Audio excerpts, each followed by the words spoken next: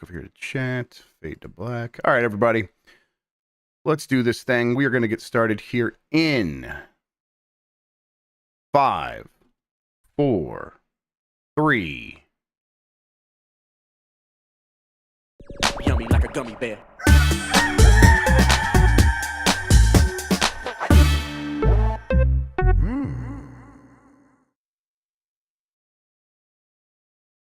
It's the internet. You're busy. Let's do this for October 10th, 2024. For the next hour or so, let me help you sort through the world of gaming on Game Mess Mornings Live with me, Jeff Grubb.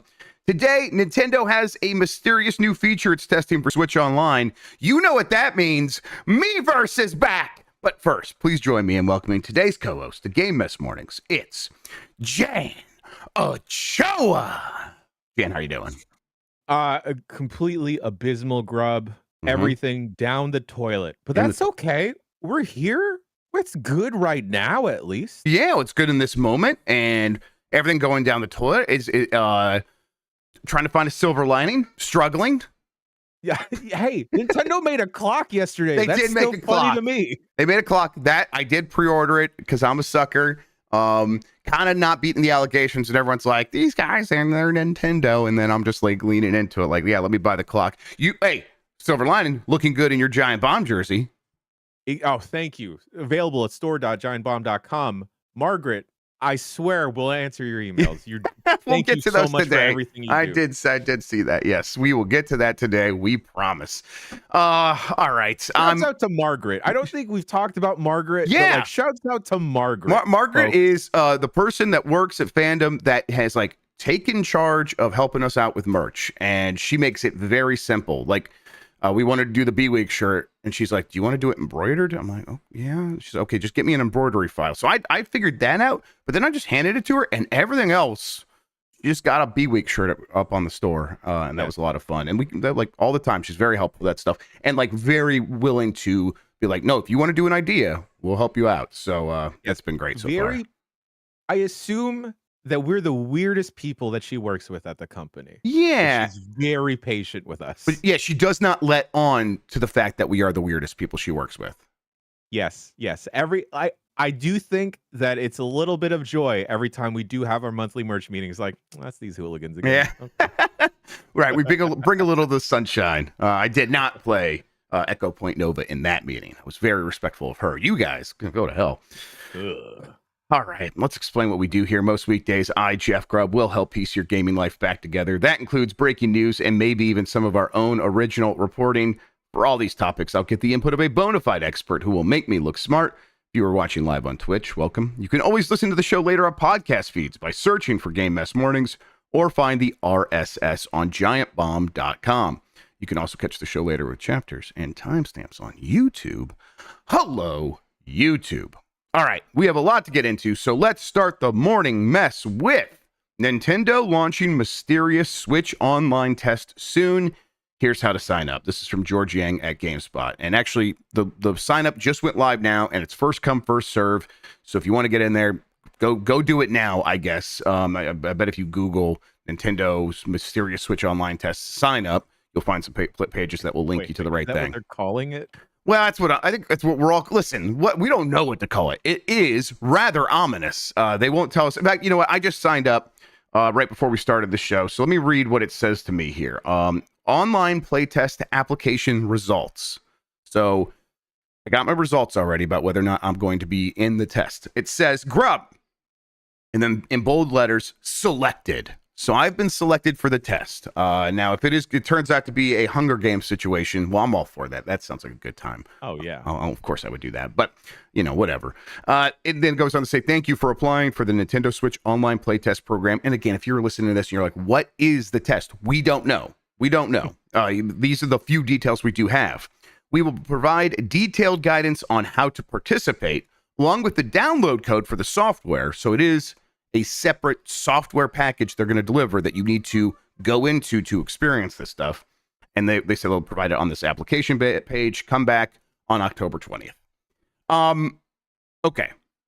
In terms of what else they've said about this thing, it's hard to really parse anything other than you need to be a Nintendo Switch Online Plus expansion pack member. So you got to be a paid member on the top tier to test this. That might not be indicative of what it is.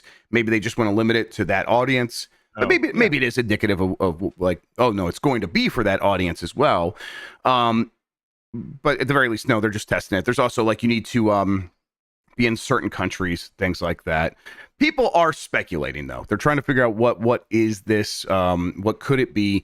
There's a lot of theories out there, but no one seemed. Yeah, Nate the Hate. Okay, he's a Nintendo leaker. Thinks it's GameCube streaming. That seems to be one of the possibilities. It could be cloud game streaming, where and that that lines up with it being a separate app, right? Because the Super Nintendo games are in its own app. Some of the other ones are in their own apps, and then now you go get the Nintendo GameCube cloud streaming one.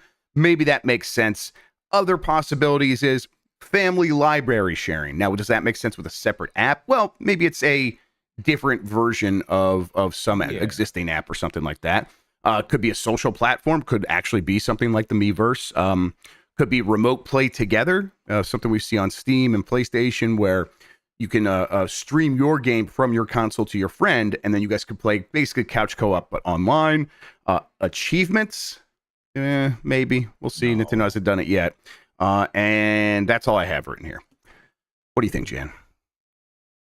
Cloud streaming makes the most sense to me. It seems very possible, yeah. Nintendo's always been very weird and very guarded about having social platforms. I mean, the closest we had, at least on the Switch, is like the Splatoon 3 lobbies with everyone's like little like speech bubble tags. I could Grubb, what if this is the return of street passing? Could be street passing. Could be the next gen street pass. I mean, I would love something like that. Something weird. But it just seems so like odd for it to appear at this point in the Nintendo Switch's life.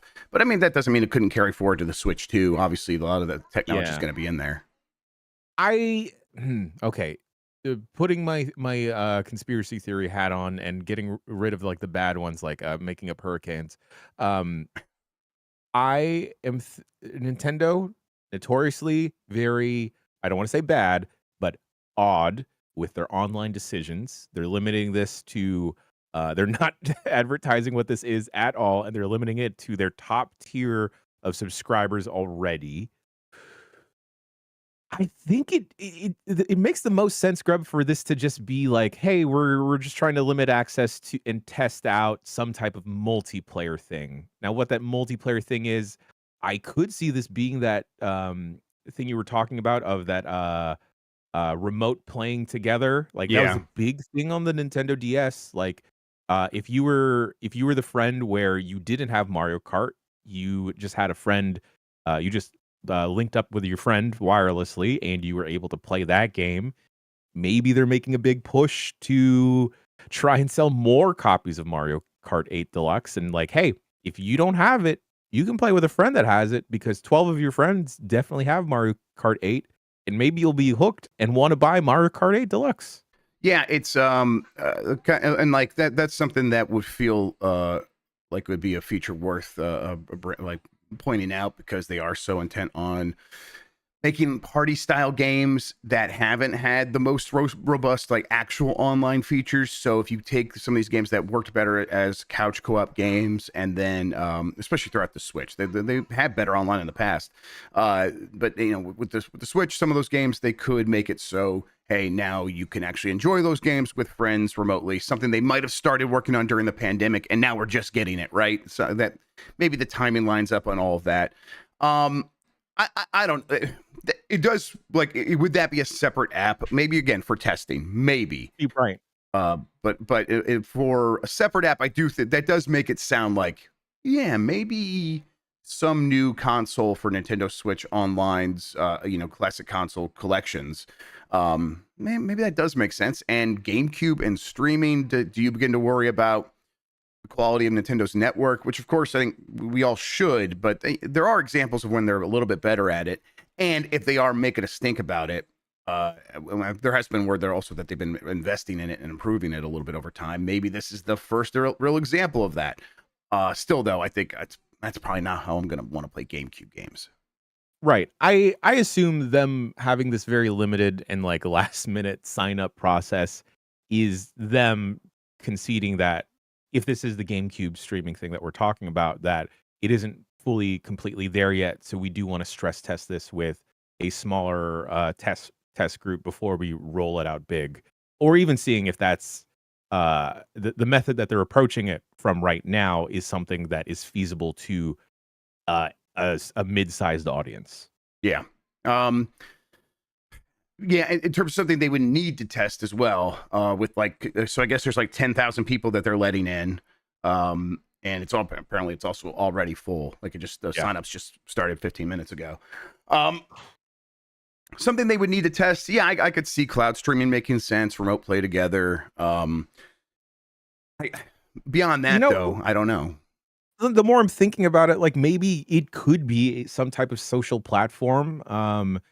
Maybe this is something they want to start testing now before the Switch 2 launches. Maybe it is another Miiverse type of deal. It always felt like Nintendo left a lot on the table with Animal Crossing on this console generation. Mm-hmm. I'm not saying that this is going to be like a new Animal Crossing thing, but maybe this is like you visit a friend's world, you visit a friend's Me space, Wii space, Switch 2 space, whatever we're going to call you. Maybe you visit another friend's clock. All right, clock visiting sounds great. Yeah. What do you got going on your clock? It's just Pikmin 4 again.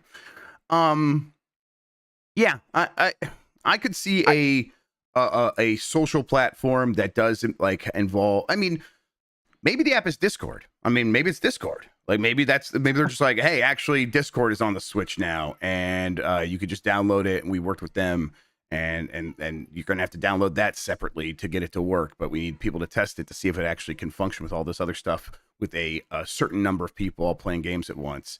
I don't know. I think that would maybe not be very Nintendo, but I Nintendo like teamed up with not .emu, who was it in Japan? Line, was it Line in Japan is the name of the company that was supposed to do like their internet backend and provide some of the social services on the Switch, and that never really seemed to pan out into anything that mattered. And so they have been willing to partner in the past. It's never turned into anything. Maybe they're like, well, this time we should just get a partner that we know already does this and does it in a way that everyone else finds acceptable. So maybe they could turn to someone like Discord. I don't really think that's what it is, though. I guess all that's it. I mean, we said what we think it could be. What do you want it to be? What is the thing you most would want to see on the Switch? I don't know, Grubb. Maybe it bricks your Switch and it just becomes a clock that you wear around your neck. Yeah. Turns out this whole time, if you revert the Joy-Cons and then put the safety straps together, you can just wear it as a watch. Yep. Maybe this time the Switch has been actually flexible. Yep. And we just didn't know. There's little pendulums in there that can keep time and stuff inside the Joy-Cons. Absolutely. Yeah. Yeah. I guess personally, I'm not sure. I think I would prefer a social media platform actually, like Miiverse. Like I'm not joking. That stuff was fun. I think Nintendo's like heavy-handed approach kind of could make that like, they only allow fun stuff on here, and then there's the occasional weird sadness of the one kid tweeting, "My dad just left" or whatever. So that's like, holy crap, this is weird, but weird in a very odd and oddball Nintendo way. Miiverse ruled. I missed that thing, so I would like that to come back. I don't really think that's what this is either. I probably lean towards what Nate the Hate's saying. A GameCube streaming from the cloud option. Sure. I mean, the logistics of that, they like reselling GameCube games. They like, remastering them and selling them to us for $40 to $50 to $60, depending on what the game is. And that seems like it's pretty good business because those games often go on to sell 1 million to 3 million copies. That's a lot of money. It's maybe quite a bit more money than now more people want to sign up for Nintendo Switch Online. Well, a lot of people already do sign up for that to play Mario Kart Online or whatever, or Splatoon. You're really getting that much more from them by offering these other services. So my understanding is Nintendo always wants to just keep selling us those games again. So that's why I'm a little bit like, what actually ends up on a GameCube cloud streaming service? I mean, is it just these other games from were Jalico and Majesco still making GameCube games? I don't think they made many, if they did any. You can't put a Just Dance on a GameCube, Grubb. Yeah. I don't know. I think that in terms of what it looks like from the rest of those Nintendo Switch Online console offerings, where it's like, we're just kind of doing the old Nintendo games at this point, and then the occasional weird third-party partner. No one big is really supporting that all that much anymore. It's certainly not, Capcom's and Square Enix's and stuff like that. So what actually would come out of a GameCube service? I don't know. Also, folks at home, temper your expectations, y'all. Oh yeah, for sure.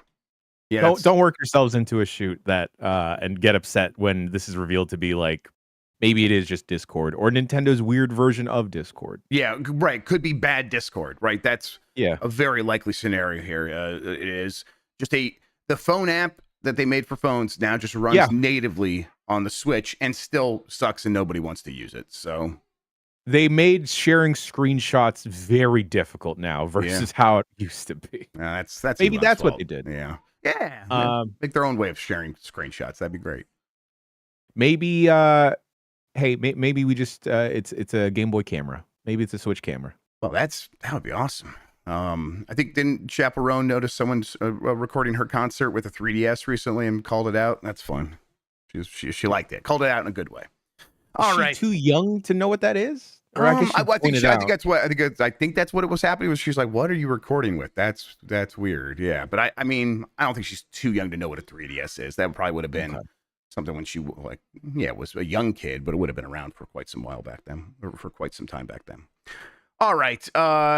Speaking of Nintendo and being weird, in Japan, the Nintendo sound clock Alarmo is already sold out. Future sales will require a lottery. This is from My Nintendo News. It turns out the recently announced $100 interactive alarm clock, the Nintendo Sound Clock, Alarmo, from Nintendo has proved to be a success in the land of the rising sun, as My Nintendo Store has suspended sales due to high demand. The company says that they will be switching to a lottery-type system, which is common in Japan. I think they're actually doing a lottery system for that mystery test as well. Nintendo said in a message that they will continue to progressively increase production. Due to the extremely large number of orders we have received, we are currently suspending sales at My Nintendo Store. We are preparing to change the My Nintendo Store's sales method to a lottery for Nintendo Switch Online subscribers, so please be patient. Yeah, I mean, I wonder how many of these things they were planning to make in the first place, but also, I mean, I bought it. I think Dan and Mike also got it. So they are getting the suckers. And then in Japan, there's a lot of people who just love Nintendo stuff. And it has the stuff that has popped off recently in Japan from Nintendo. That being, Pikmin is one thing that was very popular in Japan. Splatoon, astronomically popular in Japan. And that was also on there. So I think people are just like, no, we love that stuff. Give us anything that has that stuff in it. So kind of maybe helps illuminate why Nintendo does these kinds of things sometimes, right? 100%. I feel like, Japan will match Nintendo's freak as well as the Nintendo marks out there. And I say that affectionately. Nah, you don't need to. I think it's just hilarious that it's if PlayStation made a clock that watched you while you slept that was kind of not poorly made, but just, oh, that's interesting. That screen doesn't even match with like the black of the clock. It looks like it's a bad lineup job. Why not make the whole circular screen the screen? Yep. Or like, I guess Xbox made the fridge, but that was a goof. They made a toaster too, right? I can't remember, but yeah, go ahead. Right. I think we would clown on it more, but when Nintendo does it, it's like, well, that's quaint. What are you guys doing? Why? Yeah, it feels like this is in line with the weirdness we expect from Nintendo. So it's not such a deviation from the mean. Where if Sony was trying to like get cute, we'd be like, you're a consumer electronics company. Just stay in your lane a little bit. Yeah. But yeah. So I agree. The Nintendo gets a little bit more leeway here for sure. But also, they're doing it in the cute and fun way that a lot of their audience seemingly wants. So yes, the fridge, they did that as a goof. A lot of people bought that fridge. That fridge is also still on sale. You can go get one at Target now, I think. So there's been a certain level of popularity for that as well. Yeah, I've got one. I did buy it before I realized that it's like if there's two people in the bed, it doesn't work as well. You have to you can't do the motion thing because the person that remains in bed will be like they keep setting it off, so you just got to actually just turn it into a normal alarm clock with a button. So it loses some of the charm. Also, I'm saying all this. I'm almost certainly going to use it a couple of times and then give it to one of the kids. Probably that'll probably be how this thing actually goes. So Yeah, it's one like I'm excited to buy it because again, sucker. Excited to have it or use it. That is a whole different discussion. Actually, as weird as that is, yeah. I mean, I could see a lot of folks just, the collectors out there wanting, this is a new weird piece of tech from Nintendo that may disappear in a little bit. Let me go put this next to my Labo and my Ring Fit, Ring Fit Ring Fit. Yeah, the Ring Fit Adventure Ring. Yeah, one of those. Yeah. Grubb, here's my, I still have a conspiracy theory. Please. Hat on. What if Nintendo is just testing the desire for a time-telling device and they got you at home now? What if they got you everywhere else? What if they were following? I'm still on it, Grubb. I am 100% still on the watch. Watcho. Watcho's a pretty good name, actually. I like that. It's we got to read the tea leaves, Grubb. We do. We gotta do some work here. We gotta use our creative juices. Also, this is just me thinking. Nintendo is gauging what gadget has kind of disappeared from modern society. I can't remember the last time I had a friend say, "Man, I got this new alarm clock, dog. Check it out." We have alarm clocks. They're called phones. Yeah, exactly. I'm trying to think what else did I have around my house that Nintendo could just take over that weird appliance market. Sure, a analog or a wired telephone, like just something you put on your wall. Yeah. You only get calls from Wario and Reggie Fils-Aimé. All right, Grubb. If I don't get my watch, if I do not get my Nintendo Switch 2 watch wearable, all right, this is my new desire. A Nintendo, Doug Bowser, get ready to cut the check. Nintendo walkie-talkies. Imagine that. Nintendo. Sorry, the kids talked to me right when you said the thing. What was Nintendo? What? Walkie-talkies. Listen, I love walkie-talkies. I'm a grown man. Of course, I love walkie-talkies. You pop out one of the new Joy-Cons and Waco Tacos, right? You bust out one of the Joy-Cons. You're like, "Yo, Grubb, where you at?" And then you bust out your other Joy-Con. I'm like, "Oh, I'm right behind you, Jan." I love it. Yeah. So walkie-talkies that are also Joy-Cons that you connect to your... Yes. Yeah, okay. I'm fully on board for that. Yeah, that rules. Let's do it. Someone send me the money, please. Little update about the Nintendo Switch Online test thing. It's a 2.2 gigabyte download. So it's like, it sounds a bit big maybe for cloud streaming. Maybe not. Who the hell knows? It's probably right in line. Maybe we can't glean too much from that. But Nintendo does recommend using TV mode and a wired connection during the test. It's cloud streaming. That sounds like cloud streaming to me, actually. But again, we'll see. Maybe it's like a voice connection or something like that. So, and then when you have a wired connection, but we will find out not too long. In fact, about 10 days, we'll have a good idea of what's going on there. Okay, let's keep moving here. Actually, you know what? Let's take a quick break, excuse me. Then we'll come back and we'll talk about October's PlayStation Plus games. We'll talk about Overwatch Mobile and more right after this.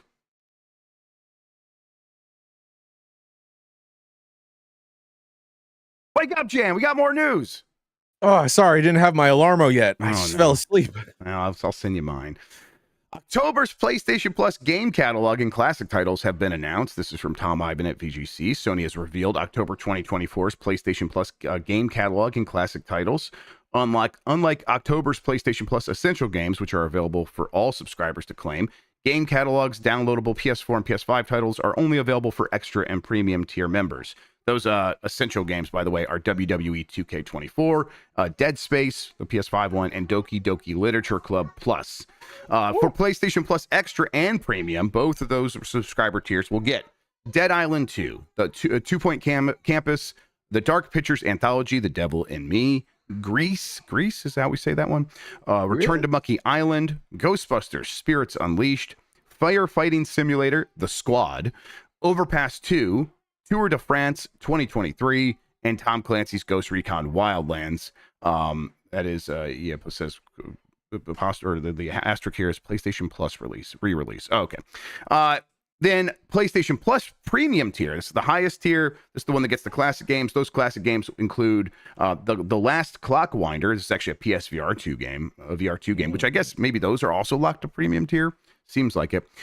Dino Crisis, Siren, and R-Type Dimensions EX. I guess that Siren is a improved version of, because apparently it was still playable previously through the service, but it didn't work very well. And apparently now this is going to be a PS5 version or updated version. So that'll fix some of those issues for some people, I suppose. Sounds pretty good. You subscribe to PlayStation Plus these days? Here's the thing, Grubb. I don't know. Every time we cover one of these stories, I forget which one I'm subscribed to, let alone if I am subscribed to one.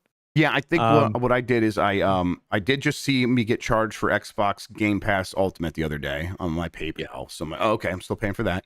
And then I know recently, I forget what I was trying to play. I was trying to play something online on the PlayStation 5, and I just said screw it. And I bought a whole year of, I think, premium. Still to this day, don't know if I've played one of these classic games on the PS5. 100%. Same boat. Well, have my money. I acknowledge that is a user problem versus how PlayStation has been handling it. Because whenever they do announce, last couple of months at least, whenever they do announce this PlayStation Plus lineup, people do get pretty juiced and excited over what is getting added. Oh yeah, people seem to be pretty happy with these services now, especially the extra tier. The extra tier has continued to be a pretty good deal for most people, especially if you don't have a lot of these games that are getting added to the back catalog library.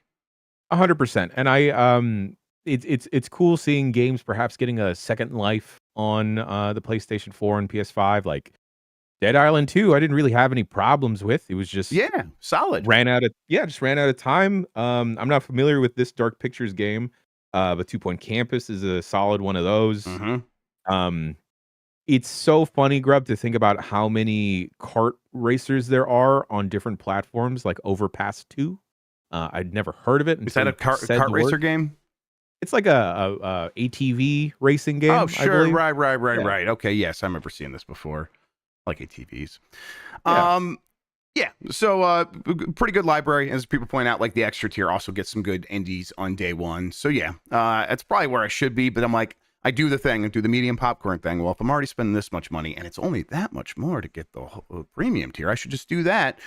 And I should go play. I think they put Mr. Mosquito on the service the previous month. I should go play that on there. That's what I should do with my time and the money I've already given them. Yeah. All right. Overwatch Mobile is apparently in development at Blizzard, according to Jason Schreier's book. This is from Javier Escribano at Game Reactor. Overwatch franchise has had more downs than ups recently with the cancellation of Overwatch 2's PvE mode, which was actually the main draw of the sequel, as well as the slope in player engagement or the exhaustion of the hero shooter genre as a whole. There's still a future to Overwatch, though, and one of Blizzard's gambles could end up being very successful, as it has been reported that Overwatch will get a mobile version. It is unclear when that will happen, though. The source is this is from Jason Schreier's book. Dexerto read it, took that as an excerpt, made it into a news story. So we might lose some context here. That's how these things go sometimes. We're getting the game of telephone again. I've pre-ordered the book. Mine's not come yet. I think it's going to get here maybe today, actually. But yeah, I have not read this myself. So again, could be losing some context. All that said, makes a lot of sense, because what do we always say when we talk about, like, when you have one of these shooters, especially a free-to-play one, you got to be everywhere, and that includes mobile, and Overwatch is not left out of that conversation, right? 100%. I even think that Nintendo is in on this market with Pokemon Unite. I don't know what the player numbers have looked like, if they've stayed pretty consistent being on mobile and Switch and everything, but this just seems like a no-brainer, especially if you already have all of those existing assets. Try and squeeze more juice out of people. And there are tons of casual gaming friends that I have that used to play a lot of Modern Warfare 2 or a different form of Call of Duty, that sitting down behind a console in front of their TV became way too much to try and squeeze into their life, but they wound up getting super duper hooked on COD Mobile. Yeah. So I can see that lapsed Overwatch fan that may even have just had that curiosity for a little bit pick this up and be like, okay, all right, I can get down with this. I like the little hamster dude. Yep. Oh, there's too many people in this game now.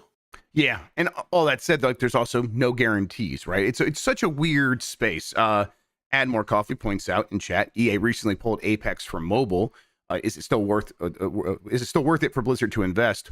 I don't think we know. I don't think they know. I think it's kind of a big question, because you think you have one of these games that's doing very well, put it on mobile, it'll just get more players. Put it on Switch even. Apex Legends never really made any money on Switch. I bet it didn't make all that much on mobile.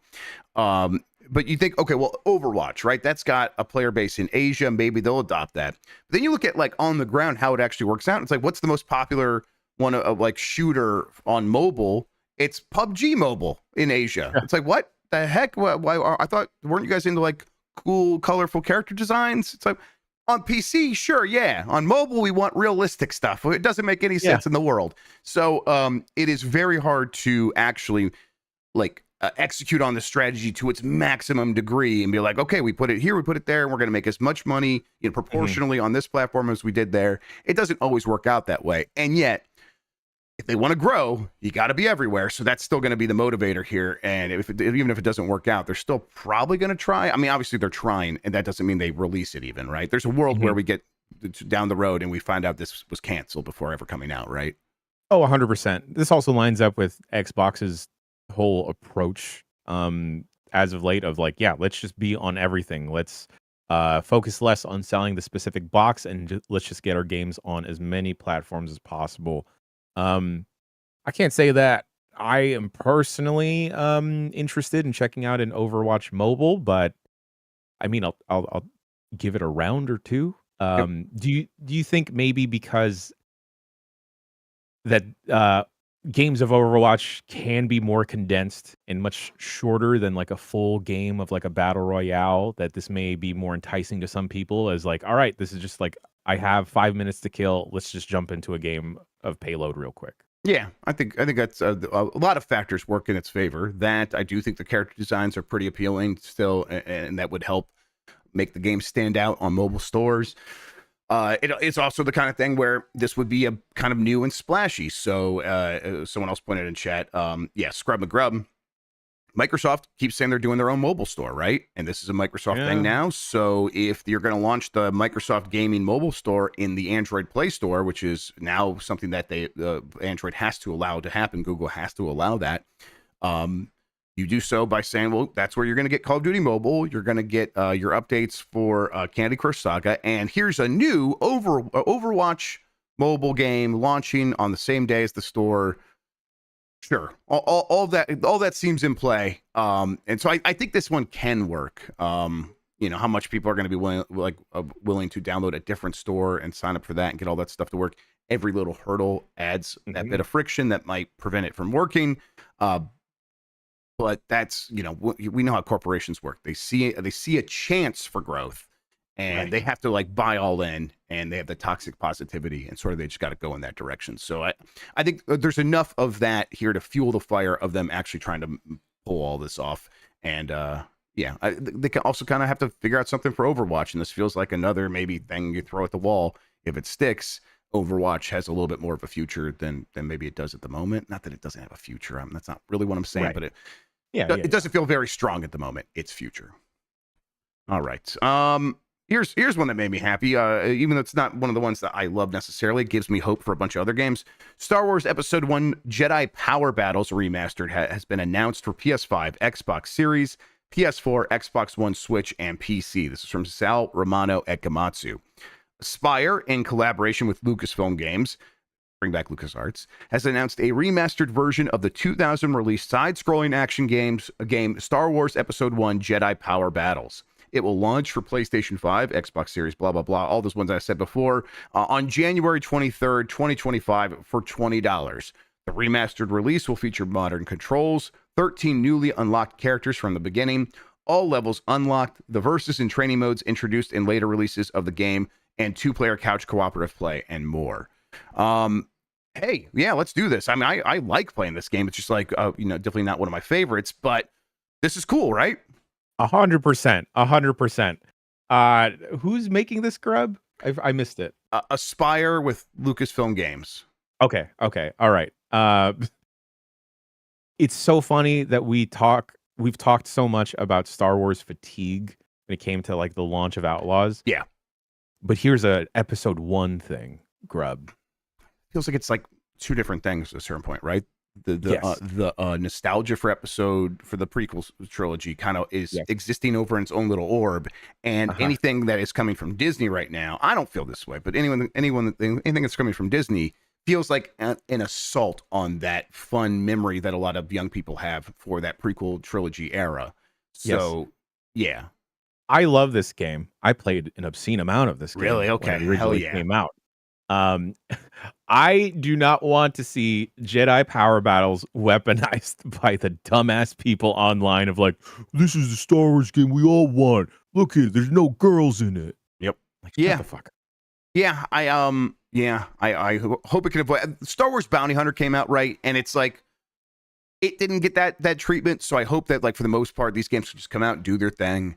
People can enjoy them. And really, what this makes me think is, oh, they're even doing Star Wars Episode 1 Jedi Power Battles. That, like, is everything on the table now. Like, Yeah. Aspire keeps like kind of just going through the next one that makes sense, and then I think after Star Wars Bounty Hunters, in fact, including Star Wars Bounty Hunters, I was like, okay, they're going to keep doing this. So does that mean we get like, do they start going even further back? Do we get like the re-releases of TIE Fighter and Rebel Assault and X-Wing and stuff like that? And can we get the N64 games from Factor 5? Can we get Rogue Squadron? Can we get Battle for Naboo? Have they done Phantom Menace? I don't think they've done PlayStation 1 Phantom Menace. Like that, like all of those would be really excellent to see. And it seems like Aspire's team is like willing to do the work to get the rights for these things figured out. You just gave me a Ratatouille moment by saying Phantom Menace game on the PS1. Yeah, I have a real soft spot for that game. It just looks so crunchy in a good, satisfying way. Grub, have they ported the pod racing game? They did. I think that was Aspire. That is it's not ported everywhere like this game just was. Like, oh, it's because like you go on Steam to get Pod Racer, and it's not the good version. It's like a kind of an older version that was released in like the later 2000s, I think. But if you go on the Switch, you get that version, and it rules. It's very, very good. I've been actually playing that the last couple of weeks. I love that game. Very cool. So there's still more they could do with something like that. But like the Force Unleashed feels like something that, that might be time to look at re-releasing that. That could happen. Yeah. There's a bunch of Clone Wars games even, kind of a little bit later. But they've done Republic Commando, the Knights of the Old Republic games, Battlefront. They did that. They did the Jedi games for the most part, Dark Forces and Jedi Academy, Jedi Outcast, I believe. But they've not done Phantom Menace, Rogue Squadron. Let's see. I got a list here. I'm trying to see if there's anything else that really stands out. I mean, obviously the GameCube Star Wars games as well. So yeah.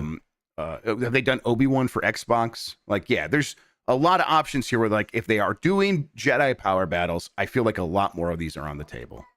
Give me Jedi Academy, Grub. Yeah. Now, did they do, because they did Jedi Outcast. Did they do Jedi Academy? So I'm trying to like... I think I know they did Jedi Outcast, I think, but I feel like they missed one of those in the Dark Forces series, but it's hard to remember all of them. Either way, I like Star Wars games. I like this era of Star Wars games. Hopeful that they can kind of keep doing this until they get through the entire list. Yeah, Rogue Squadron 2, the GameCube launch game, would be fantastic. That's the one I want the most. Imagine 2000.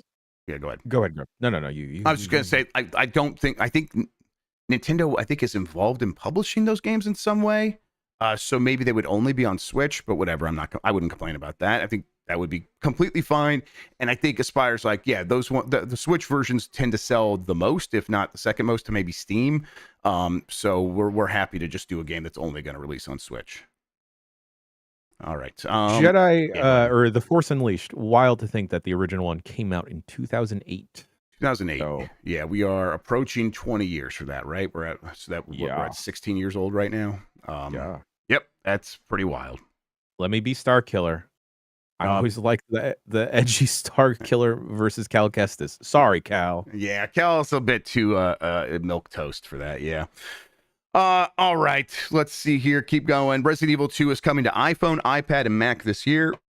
This is from Tom Ivan at VGC. Capcom will release Resident Evil 2, the remake, for iPhone, iPad, and Mac later this year, following in the footsteps of its Resident Evil 4, 7, and Village mobile ports.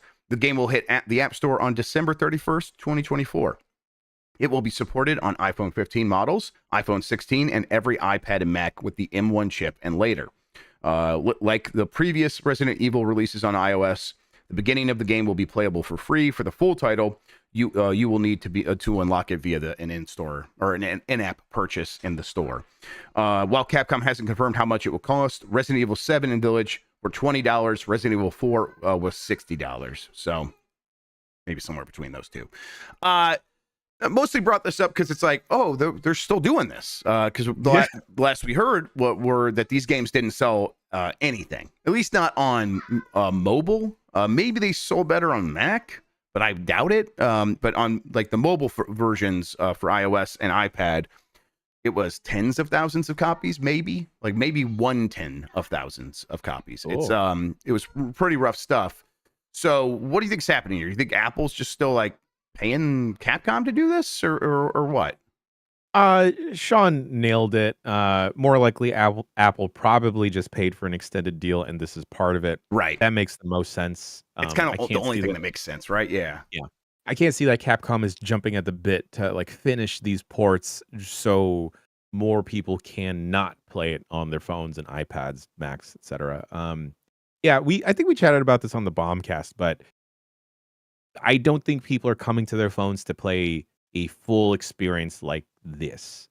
Even on an iPad where like an iPad specific power user is conditioned to play still not conditioned to play this type of game, right, Grubb? Like right. It's definitely not. Small bite-sized experiences versus like a full campaign of a game. And just the value proposition is so off, right? Yeah, they just anything that like starts at more than $1 is not even considered. And honestly, the things that cost $1 also aren't considered. They go for all the free games, period. Yeah, it's so funny though to like think like people will 100% jump through the hoop of, okay, yes, free game. Oh, you want $10 now? All right. And then that loop happens at least 2-3 more times that it winds up equating to a full price game eventually down the line.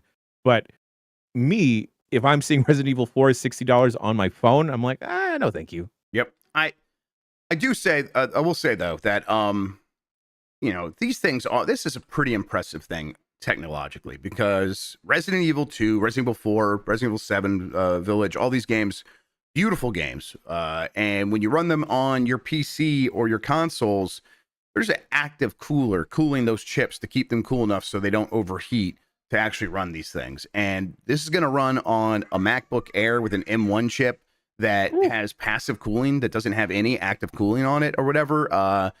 That's wild. And I think it shows that the future really is these RISC architecture chips, these ARM chips that are way more efficient and are getting super powerful. It's pretty incredible stuff.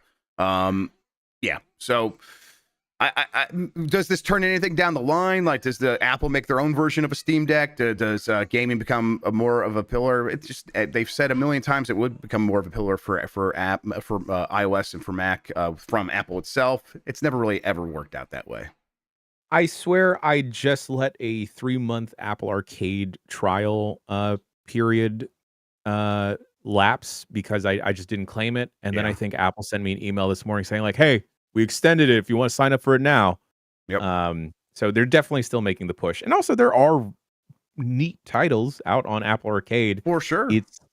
It's just I look to my phone for a couple things, and more experience is just not what I'm after. Yeah, they announced 4 new games, in fact, for Apple Arcade. Wheel of Fortune Daily, but Arkanoid versus Space Invaders Plus, something I want to check out. Now it's completely, that Plus means it doesn't have any of the weird monetization stuff in it. I would want to check that out. And that's just the most recent game. There's a lot of other stuff in there that's worth checking out. Real quick, Rob. Um, would any of this stuff, I forget if it has it, but would any of this stuff work on the Apple Vision Pro?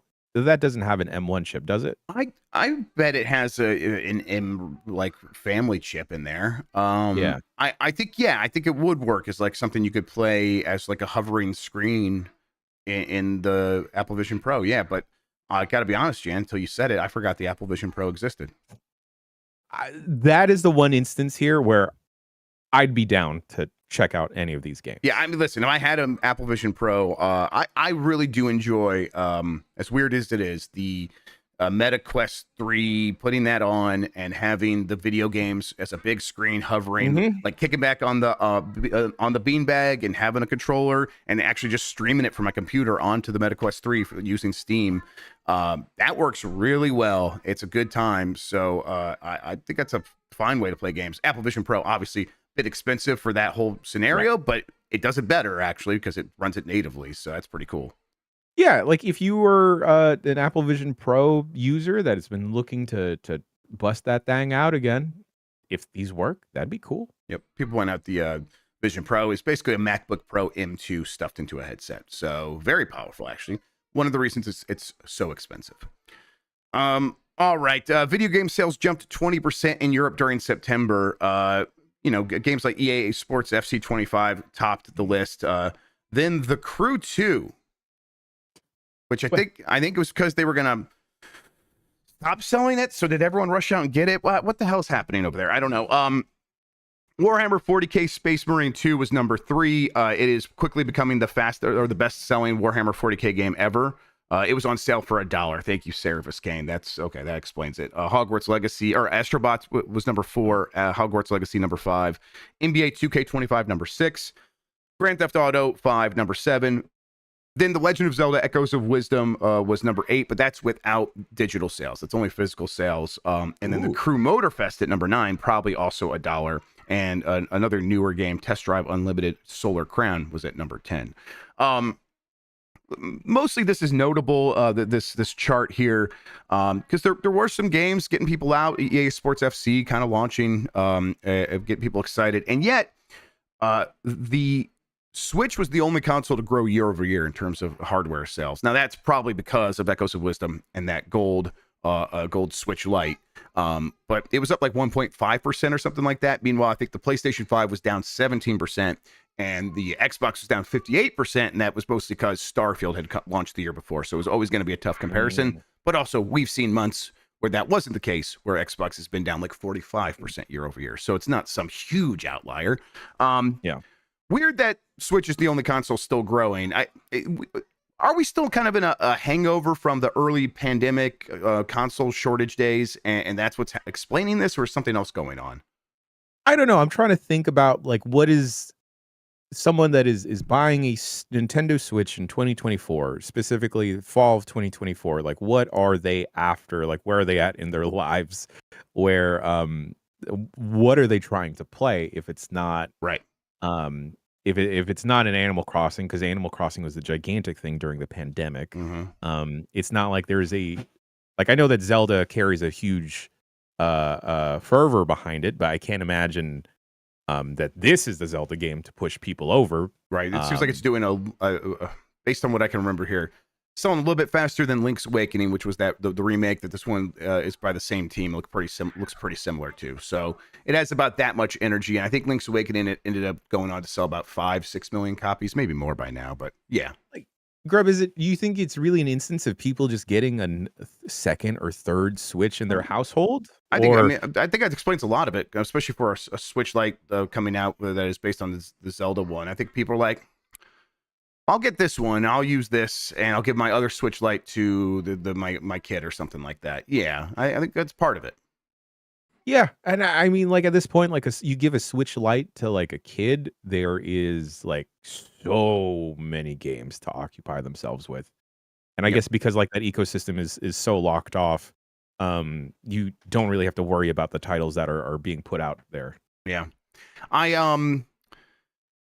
think when it comes to PlayStation and Xbox, I mean, we know what's going on with Xbox. They are not emphasizing the importance of the box, and people are saying, okay, I think PlayStation, there's a chance that people began to get word of the PS5 Pro coming, and maybe they hesitated a little bit. They're like, okay, this month we're going to take a break. But we've also seen months where the PS5 was down other than this month, and about an equivalent amount, down 15% and down 17%. There have been months where it was down even more than that, down like 30%. So,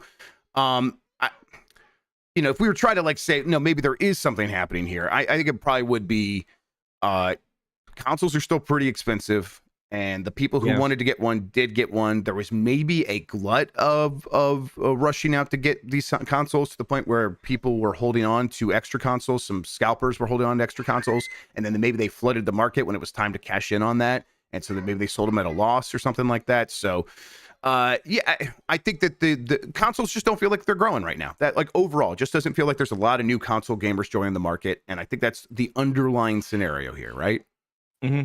That feels accurate. There's also I hate Grubb that it does feel like we are in the lull before the Switch 2 and GTA 6. Yes. I think that when I see these numbers, it really does make me think like, oh, a lot of the market is waiting for the Switch 2, because they feel like that's the one thing they feel like they can rely on to grow. And we'll see if that even happens compared relative to the Switch. But yeah, I think that people are waiting on that, and of course GTA 6 will kind of just change the how everything works. And I think it's smart of Nintendo to be like really flexing on these like special edition Switch Lites or like OLED Switches, where like, hey, we're not gonna make these super numbered or super limited. If you want to get this as a collector's item or like as a gift, by all means go and get it. Versus like the 30th anniversary PlayStation, where it is, or PlayStation 5 Pro, where it is super limited despite the fervor and excitement behind it. Looking at this chart though, I am pretty jazzed for Space Marine 2 to get a lot of love, because it's a solid game. I wish we had the time to roll back up Space Marine Mondays. Yeah, we'll find a time to do some more Space Marine Mondays. We'll have to make it happen. Yeah. The nerd in me, Grubb. The nerd in me, I scoffed at first at seeing Hogwarts Legacy on this chart. And then I realized, oh, it's for September. These fucking nerds are trying to start their year at Hogwarts because it's September. Man. Yep, nerds. School year started. Yep. I'm a Hufflepuff. Astrobot at 4. I think this is like the second month on the chart for that, right? So still being at 4 for Astrobot is pretty good too. Like to see that. Okay, last little thing here. Following its EA split, FIFA is partnering with Konami for esports. This is Randy Robinson at VGC. This is not, Konami is making the new FIFA games. What this is FIFA has the esports World Cup, the World Cup E or whatever it's called. FIFA E World Cup. There it is. And now, instead of having EA Sports games there, having the FIFA games there, they will have eFootball from Konami, which used to be Pro Evolution Soccer. And that's basically just like they have completely broken up with EA, which we've known, but it's interesting to see Konami kind of filling in that gap. Maybe that does lead to a FIFA partnership for the eFootball games down the line, but the whole reason that EA and FIFA broke up in the first place was FIFA was asking for $1 billion for the naming rights, and we see how EA Sports Football Club works today without FIFA. It was really just for the name FIFA, because everything else is pretty much the same. Yeah, they won't have the World Cup in there when the World Cup is here. They got all the players, all the teams, all the leagues. They got more leagues and more players than ever.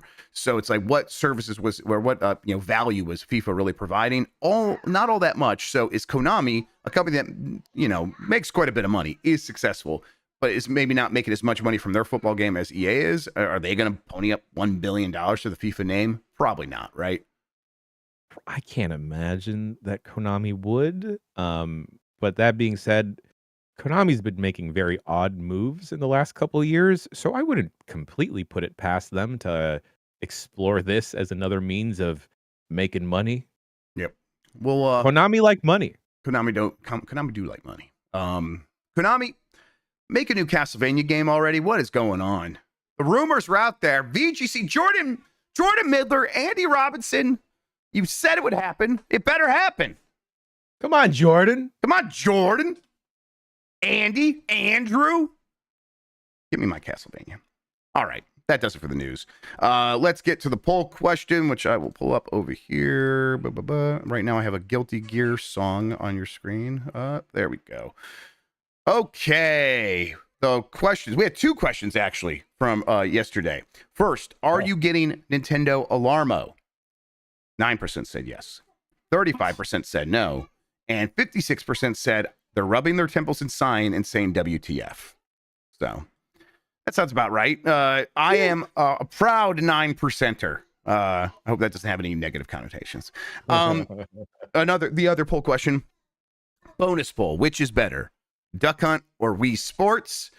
Duck Hunt got 27% of the results, and Wii Sports got 73% of the votes. So Wii Sports keeps winning.